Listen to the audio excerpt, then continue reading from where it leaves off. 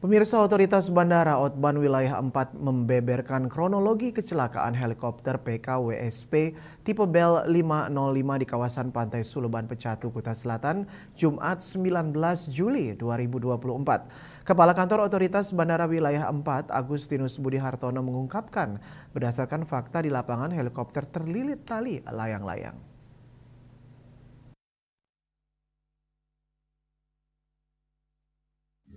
Menurut Agustinus Budi Hartono, pilot melaporkan bahwa pada ketinggian 1000 feet, dia melihat layang-layang di atas helikopter.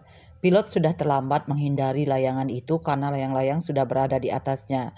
Akhirnya helikopter tidak bisa dikendalikan dan jatuh.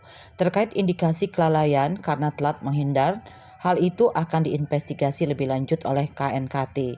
Pihaknya mengakui heli take off dari helipad Garuda Wisnu Kencana GWK pada pukul 14.33 WITA memang sedang terbang rendah, yaitu di ketinggian 1000 feet.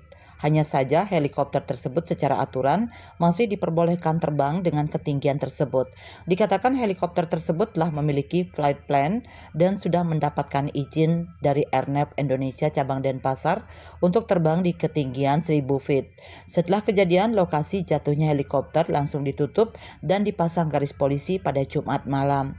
Saat ini pihak terkait masih menunggu hasil investigasi dari Komite Nasional Keselamatan Transportasi KNKT. Seperti diberitakan, kecelakaan pesawat juga terekam oleh kamera amatir dan diunggah di media sosial. Dalam video tersebut terlihat helikopter berwarna putih terbalik di dekat tebing dengan tali melilit baling-balingnya. Bali Post melaporkan.